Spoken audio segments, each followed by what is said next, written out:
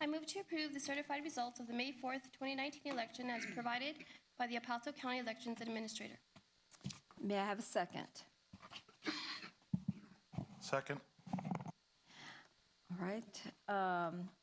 All in favor, please raise your hand.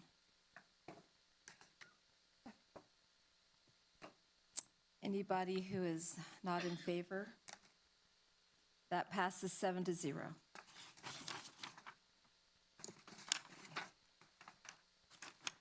Dr. Delatorre, will you please lead us through the workshop this evening?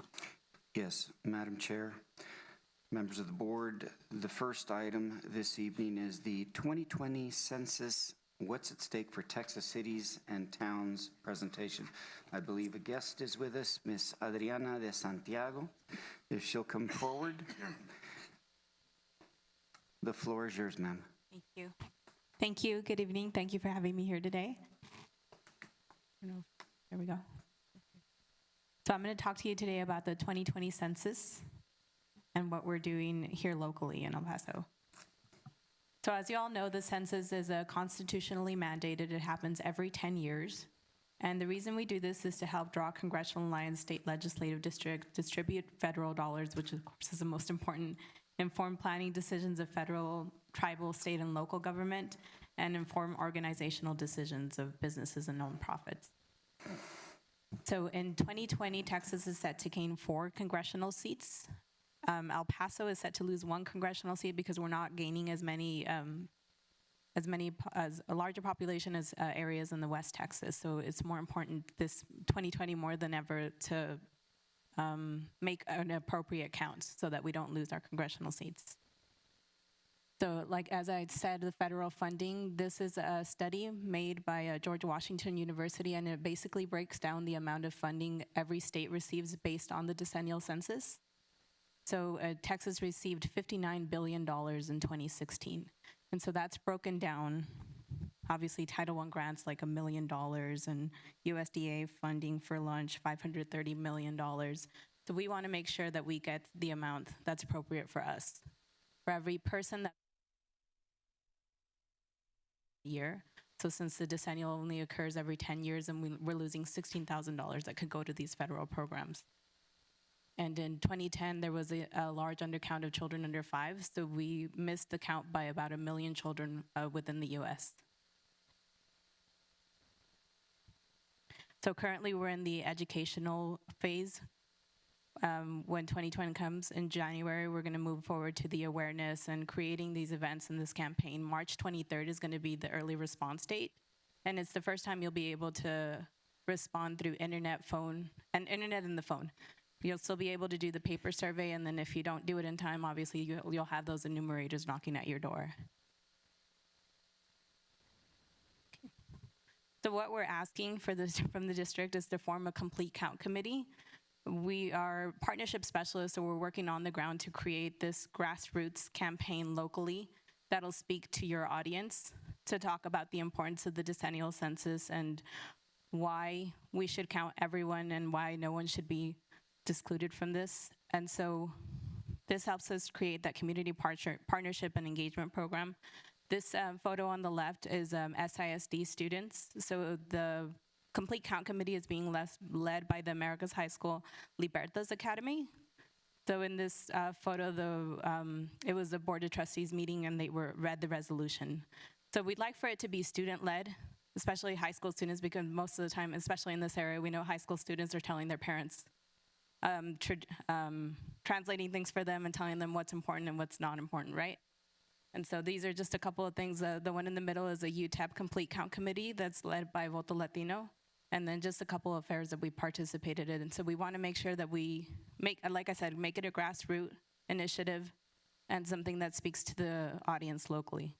So we have a 2020 census.gov, sorry, .gov information, and you could do 2020 census.gov/partnership, and that'll give you all the information like flyers and fact sheets that you'll need. And you can also sign up for email alerts, and you can request the type of information that you'd like to receive through email. We also have a presence through social media, through our Facebook, Twitter, YouTube, and LinkedIn account. And we have this great program called Statistics in School. So it gives Curriculum through from K through 12, we're going to start providing information from pre-K below, since we did have that huge undercount for children under 5. And there's going to be kits that will be distributed in the fall for the upcoming school year. We also have coloring books that we'll be able to put out for children, so it's interactive coloring book where it's actually a storybook and then you can draw in some images so that we can bring statistics to the children and they could bring it home. We have a lot of jobs coming up as well. We're opening up a facility here, an area census office that will be opening up at the end of this August, September timeframe. And we have jobs starting at $15 an hour. So we'd like to be able to advertise that to the parents as well as the high school students who are graduating. So they're term positions and part-time temporary positions that don't go up to September 2020. So like I said, we're asking today to form a complete count committee. We have a member, Celine from Ysleta High School, who's part of the El Paso Complete Count Committee. So maybe if we could do it through that avenue, that would be great. Just share our information maybe on your website and encourage people in your network to apply. That's it. I'd be taking any questions.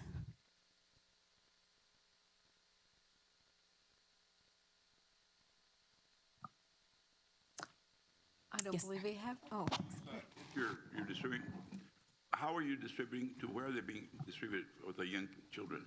So that's being held at a headquarters level, so I believe they just have the addresses available, so they'll be able to send them. They send it to each principal, actually, at every school. Okay, so that's how you're going to break it down to that level? Yes, correct. And that would include every school in this area? Within the U.S.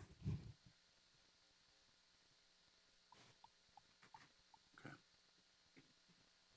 So we've worked with Socorro San Elizario as well as a complete count committee. It's being led by their National Honor Society, the high school National Honor Society. So it's very important to get the students involved.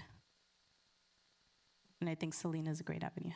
Mr. Ochoa? Go ahead, Ms. Ochoa. Yes, working with our district, and we have our own website, is there going to be something posted on that I as a parent can go there and go to the net? Yeah, typically we'd ask the board to adopt a resolution. Once you adopt the resolution, similar to what the Socorro Independent School District did, then the following week we'd have a link to Census 2020. Oh, okay. Yeah, that'll make it easier for me as a parent to go in there and find it real quickly. We'll work on a resolution for May. Ah, okay. Perfect. Right. June.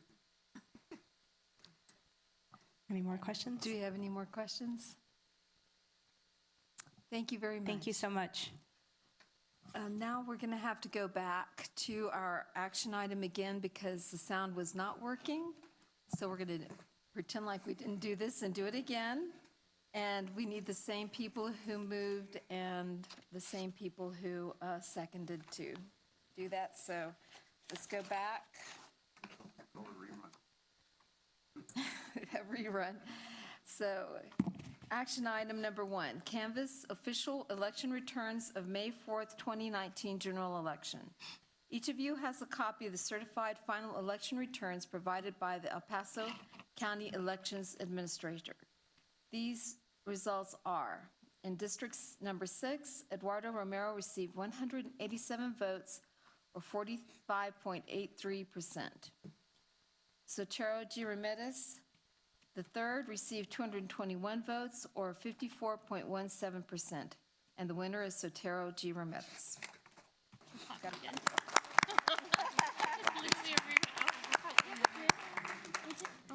May I have a motion? I move to approve the certified results of the May 4th, 2019 election as provided by the El Paso County Elections Administrator. May I have a second? I second. All in favor, please raise your hands. And that passes 7-0.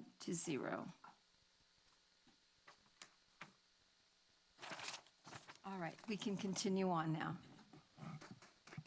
The second presentation is the monthly questions for the internal audit pertaining to our monthly audit status report. Champagne is here with us this evening. Good evening, Board President, Dr. Delta and all board members and all cabinet members. Any question? Mr. Yes, Ms. Ochoa? Champagne. Would you, I know we had spoke earlier, but would you explain to the board what you've done with the risk assessment portion of your packet? Yes. This past Friday, I included a risk assessment. Sorry. This past Friday, I included in the package for you all, it's the risk assessment process, the risk factor, a list of 7 items that I will be using it to assess every department, every school, and every programs for developing the next school year's audit plan. Last year, we used 8 factors. I removed one of them, which was the policy and regulations, because I thought a lot, did some research and discussed with my staff, and we felt the implication or the impact of the regulation or law requirement, it's not applicable consistently across the board. So we thought, to be fair for this development, we should not use this factor. That's why you see only 7 of them. And those are very measurable. Okay, so this risk assessment is used so, because she has a whole list of items, or of, what do you call them, organizations that you have to audit. And this risk assessment kind of aids her in developing a plan to which are high risk, so she can address those a lot faster. Because from the last time, I think we noticed that there were some that hadn't been audited in 7 years, and they dealt with high amounts of money or value. And we talked about it and said that maybe we should do this kind of risk assessment so she can clearly see these are the organizations that she should go and audit as a priority. Of course, time and everything else and calendar and everything comes into play, but there's other 5 more, right? Yeah, there was 5 more. seven items, the risk factors they use Risk factors, yes. in the process. So You want when me will to that, read it to you? when will that be coming up? Next week, I will get, no, actually, this Friday, Maria is very kind. She's going to share her draft budget amount with me. And budget is just one of the criteria we measure. So I will develop it. So next week in the package, you should see my first draft of assessment. Okay. And another thing is that now that the packet has been streamlined, it's a lot easier to look at since you removed some other ones that have already been closed from previous times. So Yes, on thank the you. project tracking. Yes, so that's all my comments on that. I wanted to say that I'm enjoying the emailed packet. Okay. I feel like it's saving some trees. Well, it doesn't because we get it again, but it could save some trees if we went that direction. But I like it. Oh, I'm sorry, Mike. Excuse me. When I reviewed the follow-up audits for Eastwood Middle Yes, and Bel Air High School cash management, yes. something continues to flare up, and maybe you can help me without spending too much time. But when you look at cash management, you reviewed 13 exceptions, totaling $103,000. Yeah, that was in the initial audit. Okay, all right. Initial audit, those were the exceptions we identified. And on the right-hand side was what the principal say he was going to do to correct it and prevent it happen again. So this time when we did a follow-up audit, they did pretty well, only 1 exception. Is that the same thing for Bel Air?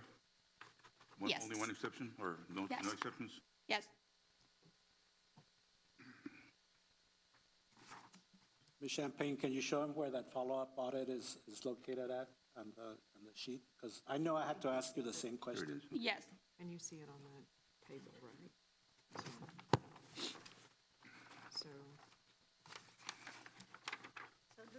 initial audit. Okay, and this is the And this is verification? the action the principal say. So this time when we audit, we make sure these actions were taken Okay, and the sample results were here. So this is the results that address, and only one exception. okay. Let's see, there's fundraiser, review 13, no exceptions noted. Right. Okay, This so one this stays is, the this is same. why I didn't understand, but now I understand. This one is this initial audit. one. Initial audit, we found it. And for this Yeah, I item, think you might want to put initial here, okay, original or something, Okay. because that way we can, okay, okay. I understand. All right. Thank you.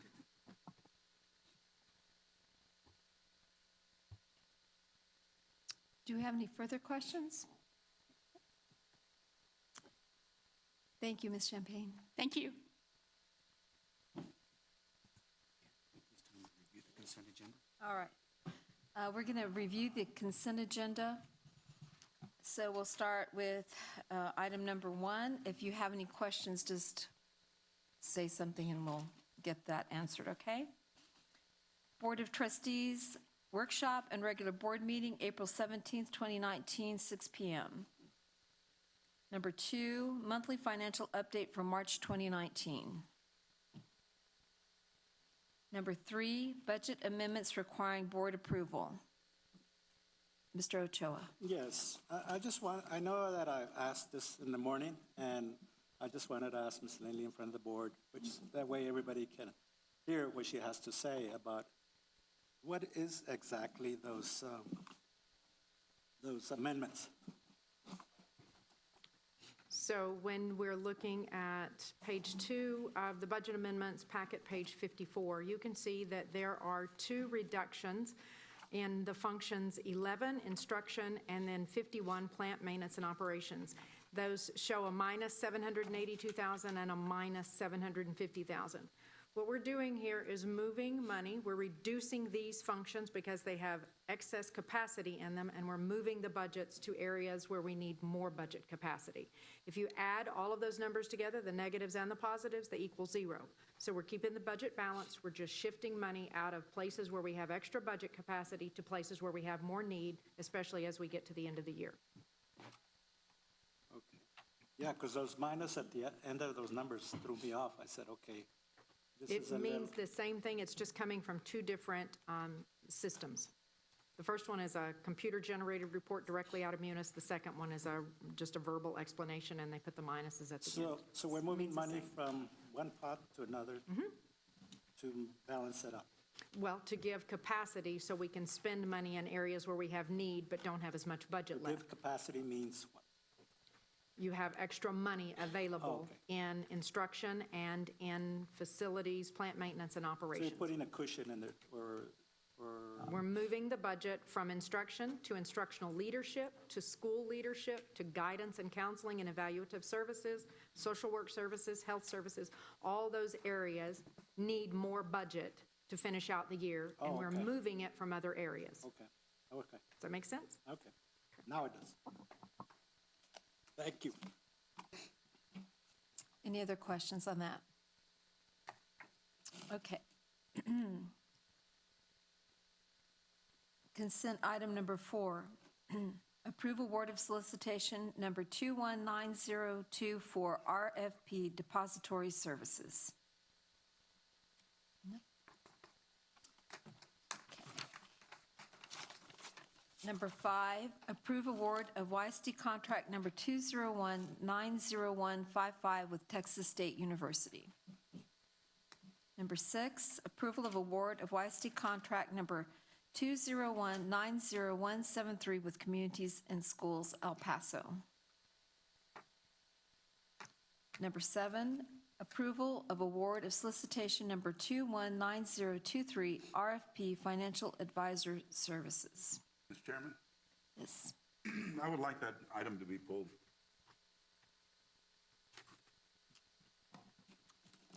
For separate vote. Yes. I feel that I need more input on this. I have my notes here. I don't know where I did one.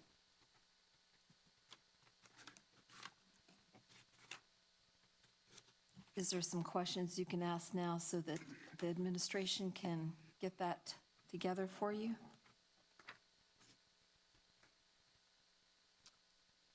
Yes, I do. At least I have some points that I'd like to cover. Okay, go for it. And then this is for administration. How did we go out to bid on this item? So we conducted a request for proposals. We sent it out through our regular bidding system to 14 different firms, of which 4 responded. And those responding companies were Estrada Hinojosa and Company, George K. Baum and Company, Hilltop Securities, and RBC Capital Markets.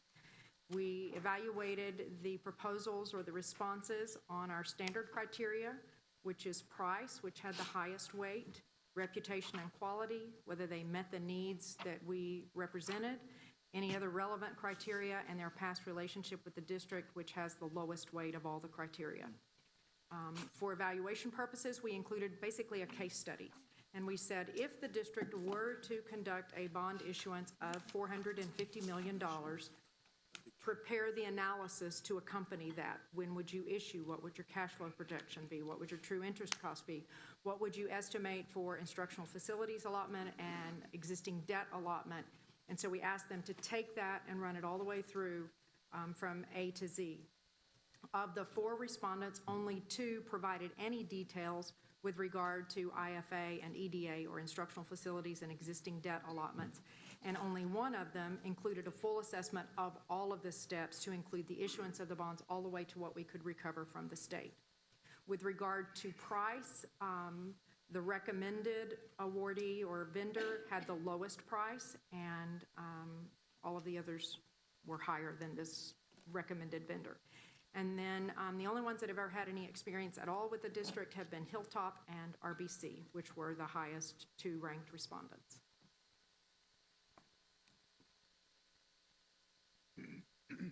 Well, my comment on this is simply in a variety of different ways. I've been in the market for 48 years, and about 3/4 of the time I've been on a commission's scale. So I don't get paid unless I sell, etc. I've been on the board, 4 years now, and for as much money as we've let these people work, it's a shame that I feel this way, and I'm not speaking for any of you other board members, but I feel that we have not been given at least a professional approach by these individuals as Hilltop people. I don't personally have anything against them. It's just the fact that when you run as much money as we did, and the commissions involved, they did not have enough sense or attention to this board. To me, it's a slap to the taxpayer. It's a slap in the face. Now, and again, I go by what I experience daily.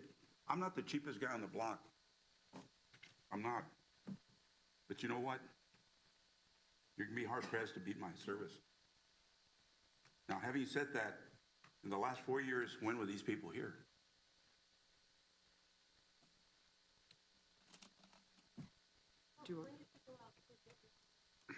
So this, Bond. just before the 2015 bond. Yeah. And although, so they have presented here at least 3 times since I've been here, which was early 2016. And with regard to our investments and the guidance that they provide us, they are very responsive as we ranked within the evaluation criteria. If the board so chooses, we can certainly ask them to come more often to present. The other thing I would offer is that when we worked with them in January of 2016, and this board gave us the flexibility to sell bonds at the most opportune time, right out the gate, they saved this school district $39 million. And then the following year, they saved an additional $19 million in the second sale of bonds. So they've saved the district, and more accurately, the taxpayer, almost $50 million. That's what allowed this board to reduce the tax rate 2 years in a row by a penny. Well, I don't see a problem with them doing a presentation at some point once, Certainly. and if they get awarded. Again, I'm sorry. You know, these people the 4 companies, they're every bit as competent as one another. To say that the others would not or could not perform the same function that was performed in 16. To me, I just question the fact that here we are, as a board, looking after taxpayer money, which is our responsibility, and the people that we deal with don't have sense enough to come here. If I was making that kind of commission, I guarantee you one thing, friends, I'd be here at least every quarter. If nothing else, I'd sit over here and make sure that you knew that I was here. Because it's called, in Spanish, it's called una atención domina un león. Just a little bit of attention.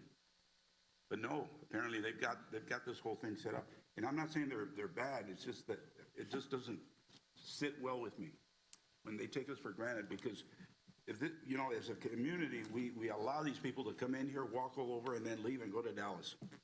And where's the money in Dallas? And where's the competition? Well, there isn't any competition. So I think that if there were the three other people, I can't say that they couldn't have performed the same service that these people did. And I would like to continue to open up this thing, at least look at it a little bit more thoroughly. So if we were to add as part of our contract or whatever, that we would wish for them to come once a quarter to present for us, would that be helpful?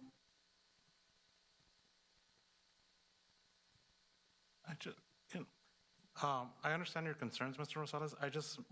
We use the same parameters to judge almost every vendor. And if we looked at the board communication, which I'm sure you read, of course, there was a huge difference between what they scored and everybody else. I think it was 81 points. Wasn't it a difference? Or I don't remember the exact number, but there was a big gap between number one and number two. And when we're looking at what is the most important thing, service is absolutely important, but they score so much higher than everybody else. And if Dr. De La Torre and Ms. Leeper are saying they save us so much money, I have no problem asking them to come back more often, but to restart the process again doesn't seem to me as the most logical step. I think asking for better service, asking for maybe more availability to the board. I'm sure to Ms. Leeper and to Dr. De La Torre, they were available whenever they asked for it. But for us, maybe giving more presentations so that the public's more aware of it, I have no problem with that, but I don't personally see a reason to start the process over when they scored so much higher than anybody else. Especially when everybody had the same opportunity to present everything that was asked for in the packet. Well, and then you have to think about their past experience too. I mean, how many boards in the city were able to make the investments at the proper time? I mean, they were responsible for that. That goes with the responsibility. Right, but That's what they're there for. so many of the boards haven't done that. I know what Mr. Rosales is saying. They put our money as a financial, they invest it, or they provide the advisement, okay? We have a lot of money invested in this thing as a district. So he's saying they should have the courtesy to come down and address us every so often.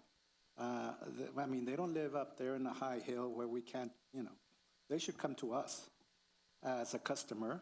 And just like you at home, if you had a financial advisor, I'd expect him to come to my house and once in a while say, hey, call me or whatever. But I think he's just saying, as a courtesy, as much money as they're transacting for us and all the money that's been involved, they should have the courtesy to, or maybe we should even put it in our RFP And that's or what- in our that's what contract. Let's say, And that's kind of what I'm saying. If we add that as part of our expectations.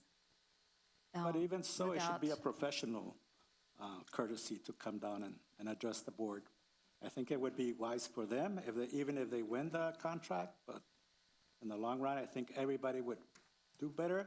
And like Mr. Rosales said, the public would like to know who is handling our money, not just the name.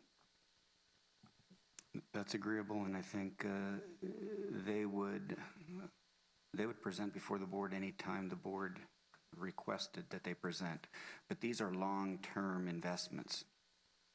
So they don't change a lot from one year to the next because they're vested for 15, 20, 25, 30 years. They're almost like annuities. And I'm sure that if Ms. Leeper spoke with Hilltop, that they'd come as often as this board would like them to come. And the rate they're paid is the rate they're paid up front. It doesn't fluctuate based on how we perform financially. And I would offer that the other three are also not local firms. They're all from Dallas, Fort Worth, San Antonio, Austin. But They're just- not from El Paso. Just as you mentioned those savings right off the bat, I think it would be nice for us to hear it from them. Hey, this is what we've done, and They did. They came in right away in the spring of 2016 to report, because it's their opportunity to show their value, that by selling those bonds on that particular day, they'd saved the district, I think, $39 million. And then the following spring, we sold the remaining bonds, and they came back and said that they'd saved the taxpayer, not just the district, an additional $19 million for an aggregate $50 million that then allowed Ms. Leeper to recommend to this board that we reduce the tax rate by half a penny in, I believe, 2017 and again in 2018. so they came and addressed the board when they did that? Yeah, they've addressed the board once a year, every year since we started with them shortly after the bond. I've never seen them. It's not a very memorable presentation Oh, I would have remembered them. because they talk in, from 30,000 feet above relative to rates and savings and investment and that type of thing. But we'd be can't happy recall. to have them do whatever this board would like to do. Okay. Well, I don't remember that many times being here, but, don't. I remember the two. I don't think I remember any two, yeah, I others. remember three. I don't Well, remember I've the been on the others. board 2 years, and I don't remember them. I think that the first two were before our new members came onto the board, is what I think. It may have been. Yeah. And that's probably why we don't remember them coming. So we want to pull this item, Mr. Rosales? So this item needs to be pulled for a separate vote. And that's the end of the consent agenda. Are we going to go over the action items? If you'd like to. Do we, I know we'll be talking about the budget in a minute anyway, but I guess for the others, we'll just go over them quickly and see. So, action item number 1, adopt the 2019 official budget, and we'll talk about that. We'll be having a whole workshop on that one. Number 2, naming of Vista Hills Elementary School multipurpose room. Number 3, ratification of award of change order number 8 to YISD contract number 201-70216 with Dantex Construction. I do have a question on that one, if anybody can answer, I hope. So I was reading this, and I was noticing that all of these, that we're about a year behind on taking care of this. And I'm just wondering how come it didn't come up sooner, and how come we're just now hearing that we need to pay this money? And I also kind of wonder, I'm throwing a lot of questions out there, but it seems to me that whenever we have a change order, that usually comes before the board, and evidently, if it did, we didn't act on it. Okay. So this particular change order did not come before the board. As you know, Dantex was awarded the projects for Ysleta and Rio Bravo Middle School. About a year after, or within the 11 months after the project was completed, I'm sorry, Eastwood Knolls. well, this is for, well, It I'm says showing- Rio Bravo and Middle school. Knolls? They also did Eastwood Knolls, but this particular change order is for the Ysleta Middle and Rio Bravo. And so what happened was, about 11 months afterwards, we got notice from some subcontractors that they had performed changes that were authorized by the district and the contractor, but they had not been paid. And we learned that Dantex had failed to follow through with the paperwork that needed to follow the change directive. And so what we're doing now is ensuring that this change order is processed appropriately so we can make sure those subcontractors get paid. So it was within the contract budget, within the original scope of the project. It just, they didn't finish the change order process. And so project is complete. We're just going back to make sure the subcontractors get accurately paid. So basically, but these change orders were approved at some point. They were approved Somebody as at the directives to the contractor. So the contractor said, we recommend you make this change. We need our subs to do the work. We said, absolutely, proceed. It needs to be done. They proceeded with the work, but they forgot the paperwork. And the district did authorize that? Yes, ma'am. Okay. Yes, Mr. Ramirez. Ms. Leeper, just a question, a clarification. Does the contractor, does he get any, realize any penalties for the late payment? No, not to my knowledge. There's not a penalty to them, and the sub is probably not getting interest on it, but they're getting paid, and they're happy with that. No wonder. All right. Any more questions on that? Moving on to number 4, initial determination regarding possible prevailing wage rate violation by subcontractor on combo project. And we will be getting information about that when we do this, correct? Yes, ma'am, we have information for you then. So that's that. We're ready to go on. At this time, I'd like to invite Ms. Arlinda Valencia to the dais. She's going to present to the Board of Trustees this evening. Thank you.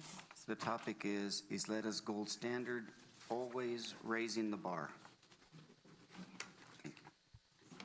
Good evening. And I hope everybody had a wonderful Mother's Day, those that have children, or have mothers too, because all of us have mothers, right? I'd like to, this is kind of difficult.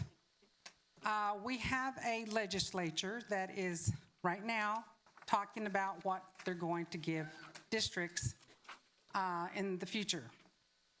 So to talk to you about salary is very difficult. And I have talked to Dr. De La Torre, and I just said, you know what? Let me present a salary proposal that we'll just pretend that the legislature isn't there, that's not going to give us any money. And I'll propose a salary proposal there. And then I will try to predict what the state is talking about now. And then we'll talk about what I would like to see if the money were to come in.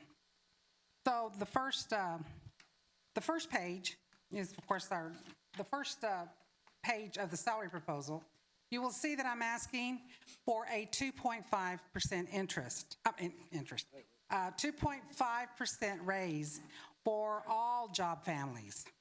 That means teachers, nurses, librarians, paraprofessional, hourly, and admin. That, if we were to go with 2.5%, it would cost the district $7 million, or 7.1. And that's what I would like to ask for the board if we don't get any money from the state, a 2.5% increase.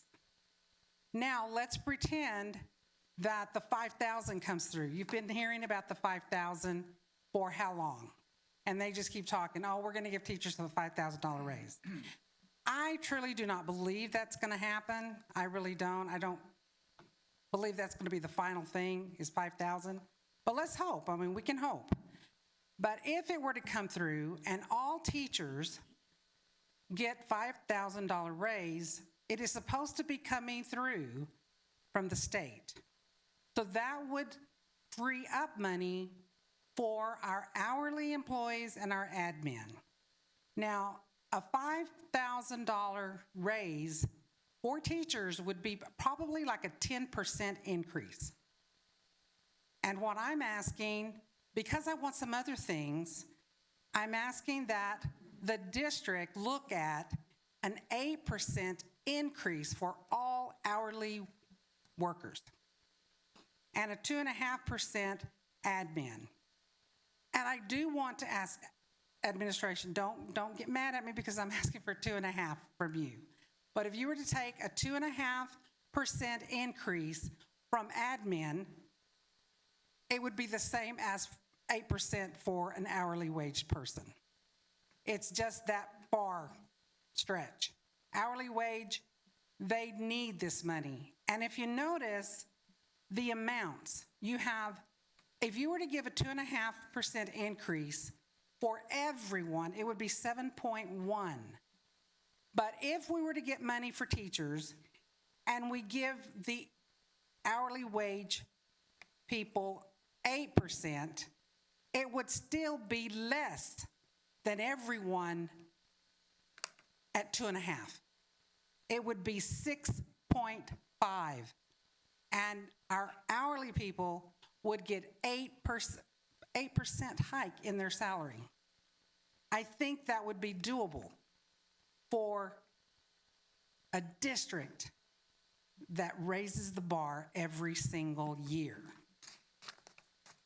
And then, of course, I can't let you forget about the $450 stipend that all employees get at Christmas. That is something that is going to be very difficult to take away from employees. They love it. I mean, they plan their vacations on that. That is their survival at Christmas. So I'm hoping that you will keep that $450 stipend for Christmas. Now, I said that I would, if you were going to go to 10%, I went for 8% because there's other things I want for the employees. And if you'll turn the page, you will see that there are stipends. Every year we need to raise the stipends. And I want to thank the district for allowing me to sit in on a meeting on stipends. We discussed stipends, we discussed what would be important and what needed to be raised, because there's a lot of stipends that need to keep growing so that we can catch up and pay people exactly what they deserve. If you'll notice, they're all there. Now, I will say that the district has picked some of them that they had asterisks on them, which they're saying that those are more important to give than the other stipends. And I'm asking, if we get the money from the state, I'm asking that all of these stipends be fulfilled. It would be great. Everyone on this list could use a raise in their stipend. And it comes out to $268,000. Then if you turn the page, there's one last group that I want to bring your attention to. These are aid 3s. These are your special ed aides. These people, as I've said, these handle the highest need students that act out their aggression. These aides must properly restrain. And I've got to tell you, these aides that restrain have a lot to lose.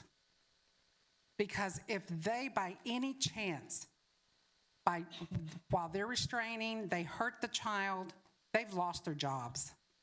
It's a very, very tough job to have. These are the aides that go home abused every day. Of course, not intentionally.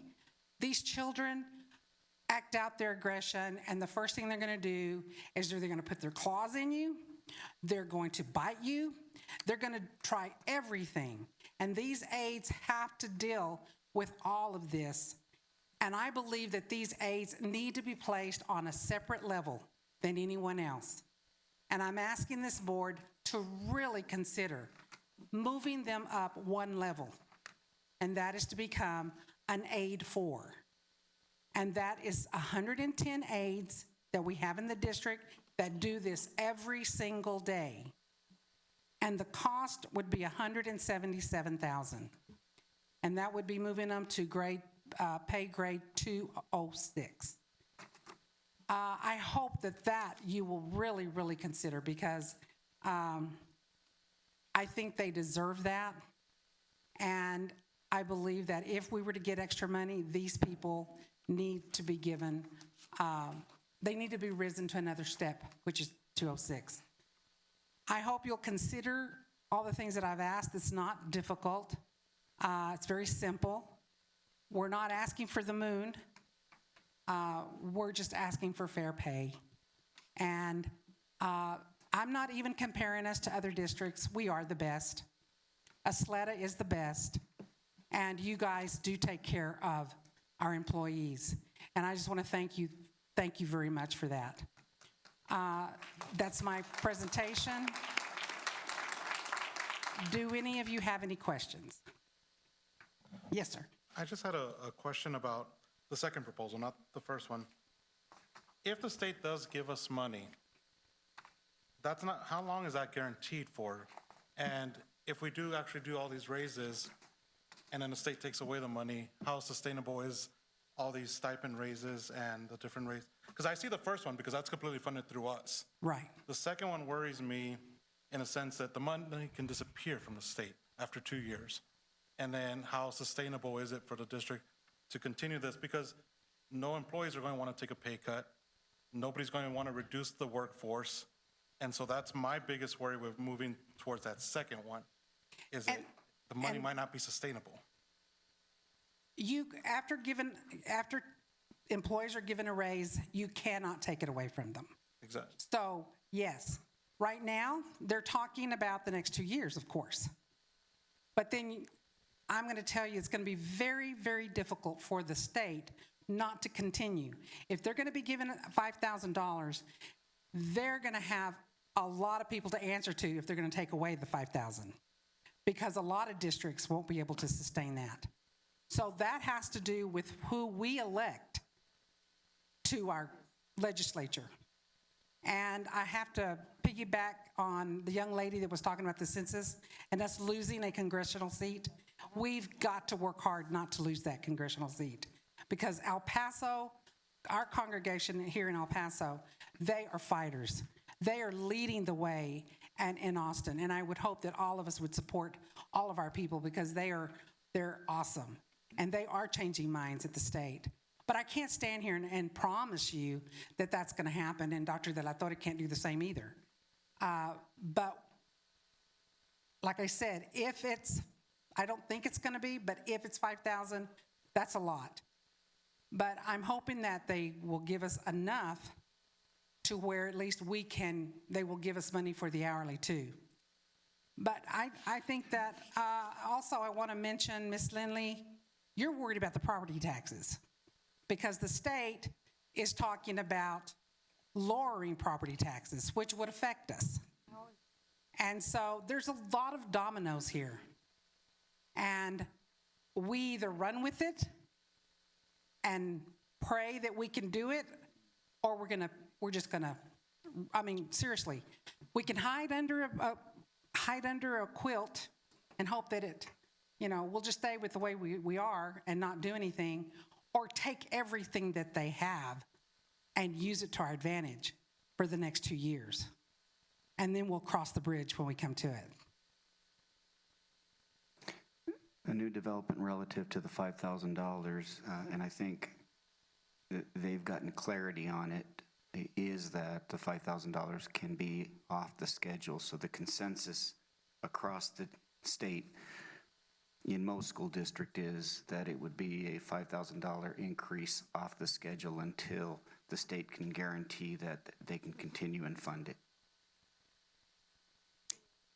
And they also were talking, and one of the bills, they're also talking about just giving the districts the money and saying, here's the money, but 25% of it has to go to salaries. And then the other one is just give it to them, let them do what they want, which I believe is dangerous, because I'm not here. I know you guys will take care of our employees, but there are so many districts out here that will not. They will take that money and run and not care about the teachers. But Ysleta's not that way, and I appreciate that.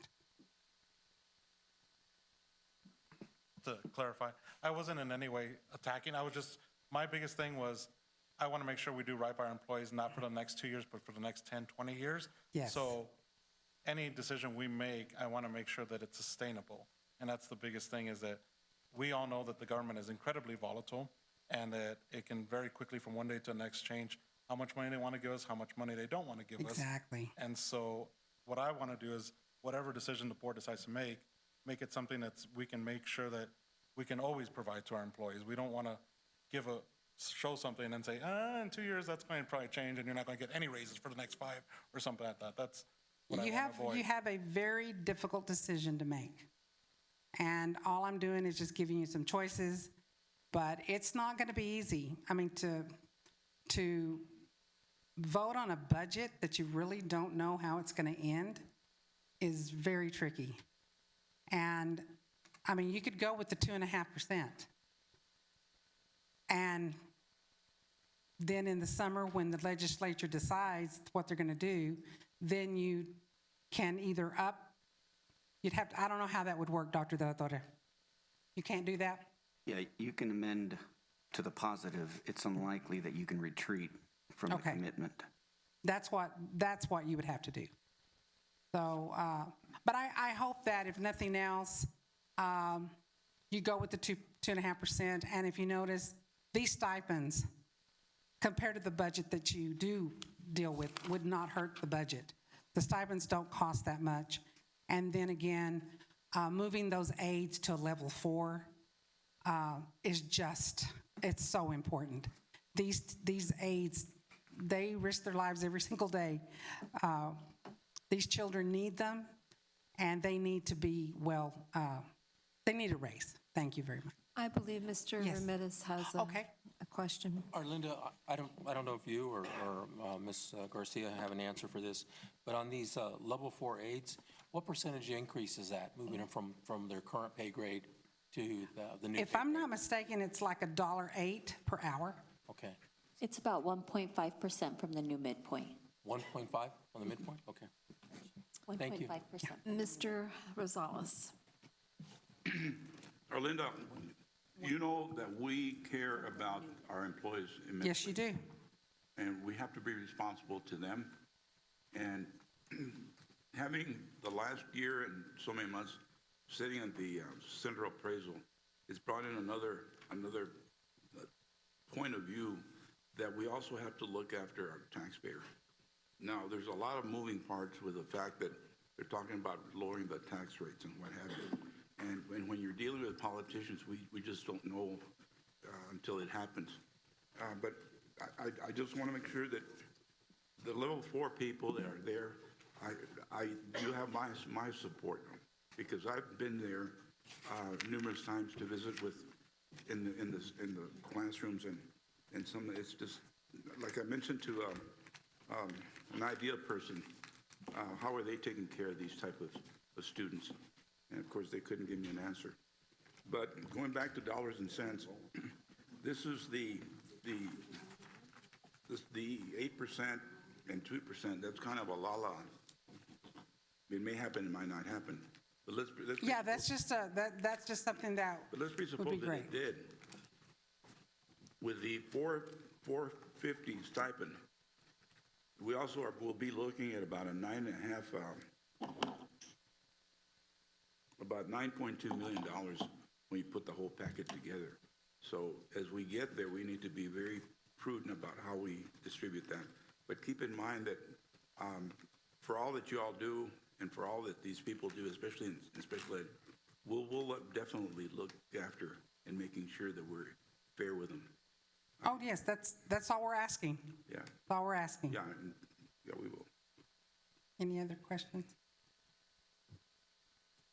I think when it comes to taking care of our children with disabilities and the folks that do that, I think we need to pay them well. And so I think that it is a good idea to consider the pay, increasing their level and hopefully including that in our budget, because I think it's an important job that they do and we need them. Thank you. Thank you very much. Thank you, ma'am.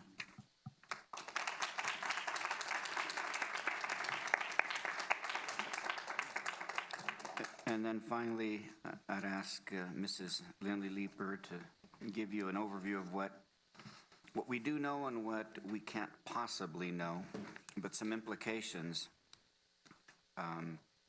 should relative to property values and school finance and the funding lag. You'll understand what that is in a minute. Good evening, President Woodruff, members of the board, and Dr. De La Torre.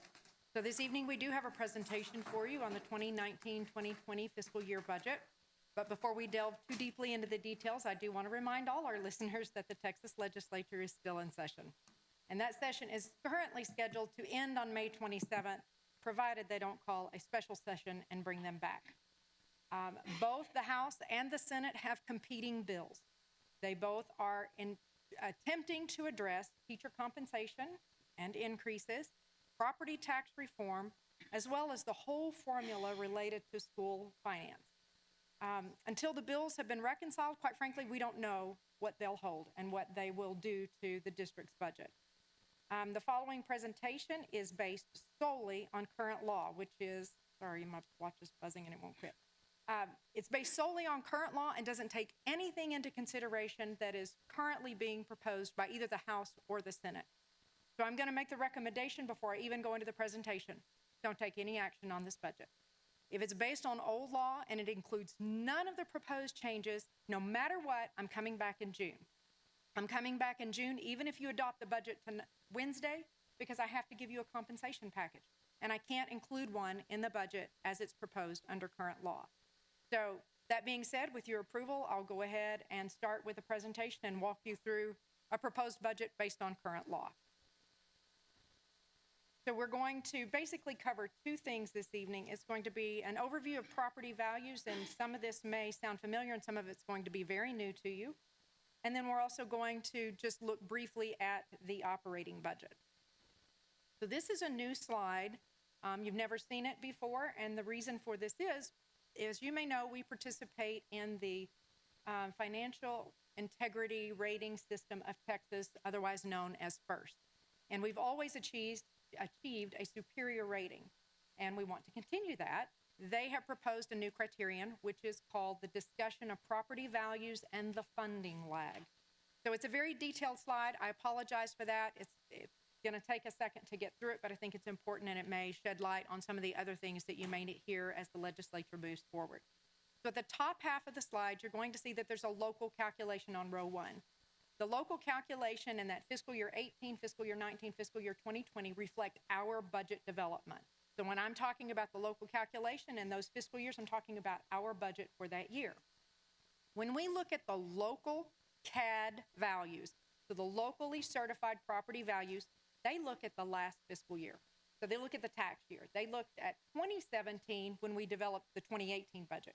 They looked at 2018 for 2019 and 2019 for 2020. Now, they certify those values, and as you can see from 17, 18, 19, now I'm talking about tax year, it goes from 6.9 billion to 7.2 billion to 7.5 billion. But that's not what we get to tax on. As you may know, taxpayers that are 65 and older or disabled military veterans or surviving spouses have a freeze on their property values. So I don't get to tax on the total value, I get to tax on the freeze adjusted value. And that's the next row down, and you can see that those values are less. The next row, the M&O, or Maintenance and Operations Tax Rate, you can see that's $1.17 every year. Well, as Ms. Valencia mentioned, I have some concerns, a little bit of heartburn, about what the legislature is proposing in some of their property tax reform. Right now, we have had a tax ratification election, a TRE, that was held in 2007, became effective in 2008, early 2008.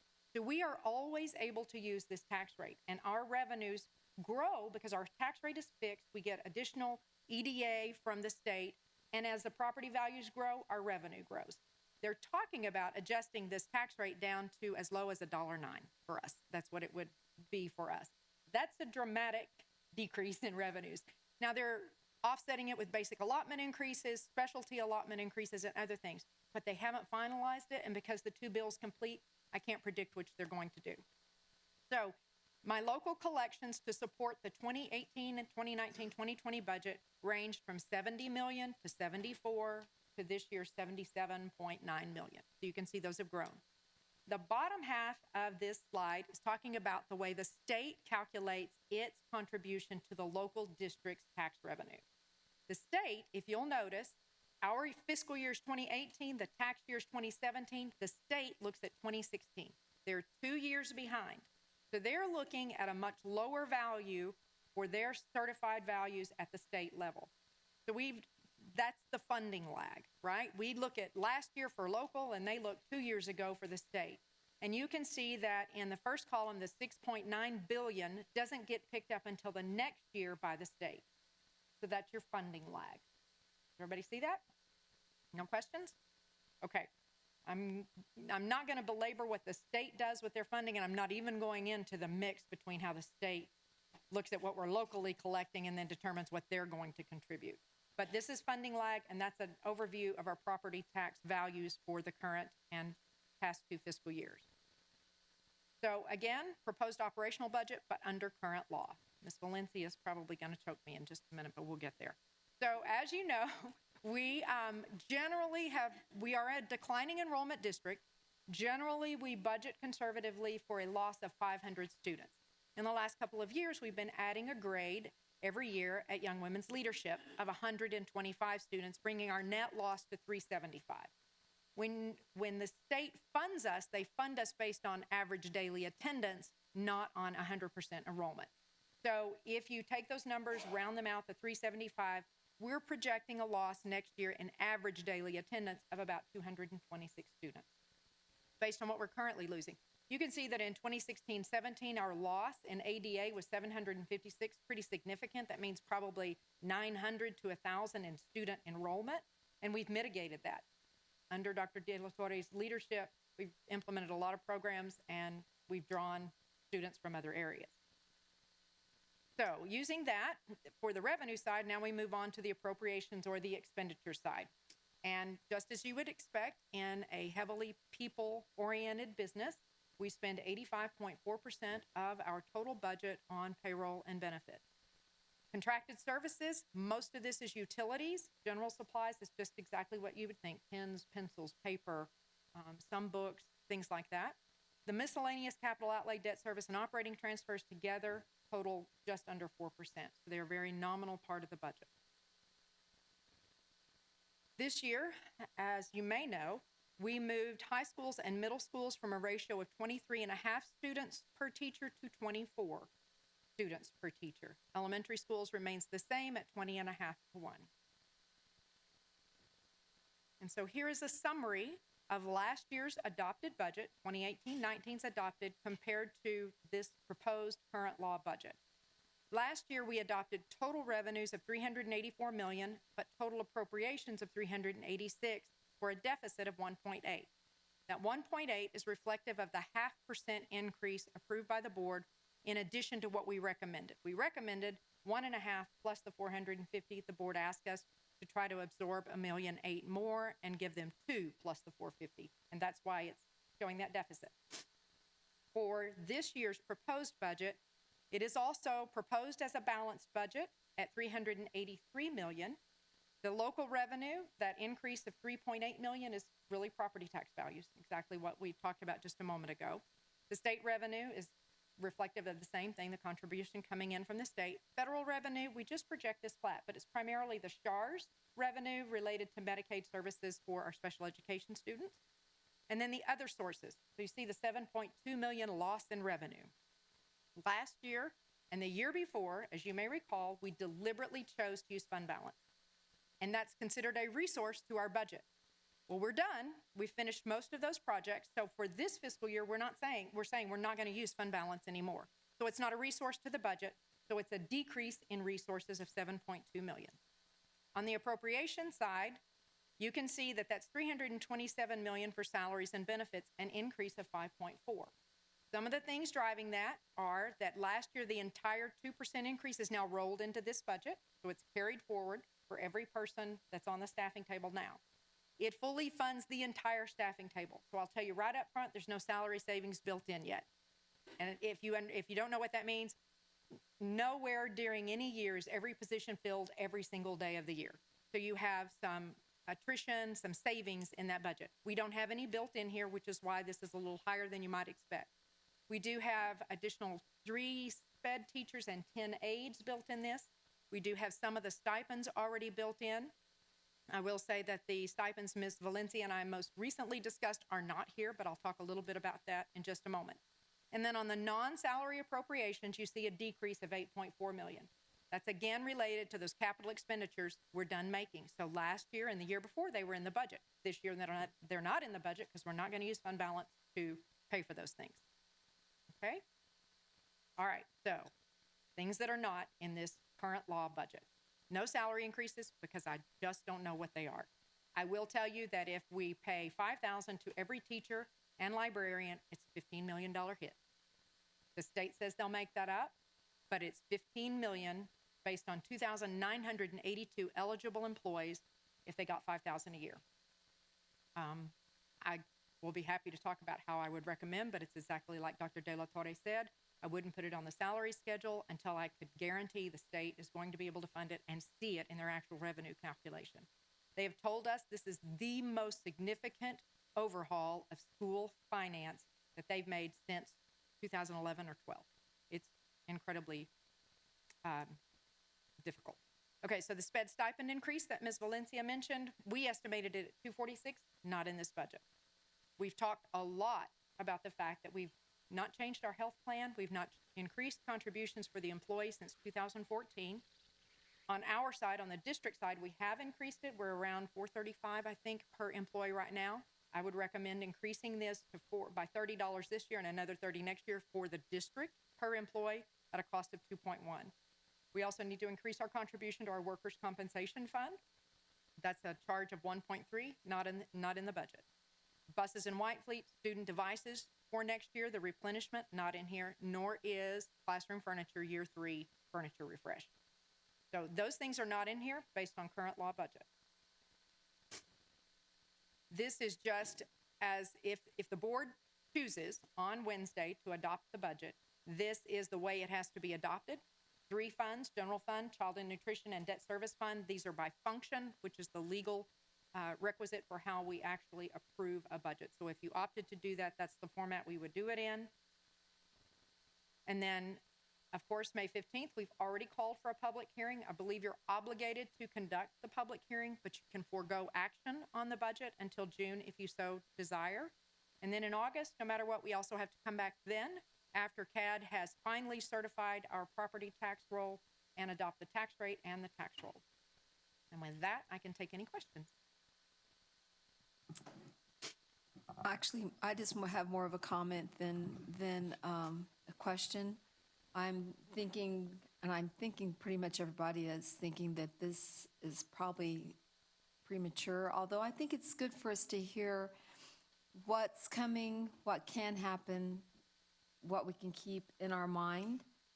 And I actually feel like that we're probably going to need to move this this adoption to the June board meeting. And as long as we adopt by June 19th, we're well within the confines of the law. President Woodruff. If the legislature, there's been a lot of discussion about a special session. If they decide to go to special session, we're not going to be ready by June 19th. We already have revenue templates built. If we can get them to settle on, it's this basic allotment, it's this special ed, it's this language allotments. If we can get all of those set, we've got a template built.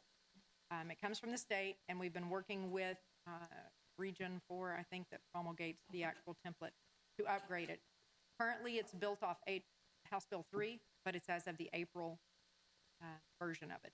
So even it hasn't been updated, recognizing that right now those two competing bills are back in committee, and they've got to reconcile them before we can actually move forward.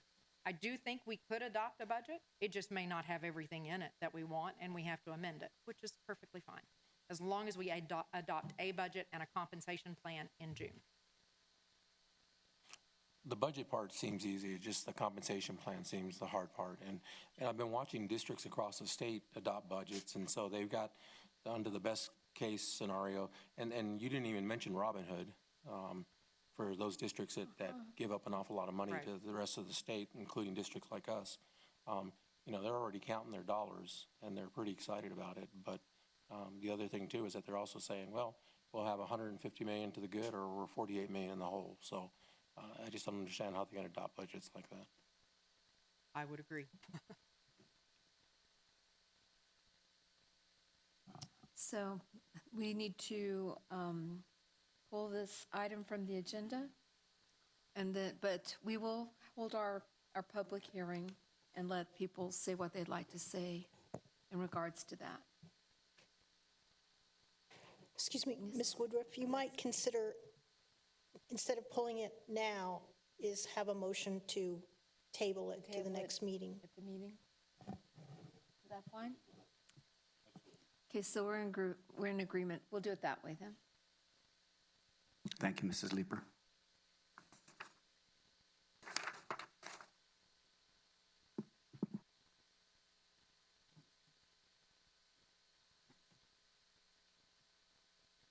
No, we don't vote on anything that's not an action item for this meeting. We're just going, what we'll do is when we start our meeting, we'll make the motion at that time. So may I have a motion to adjourn?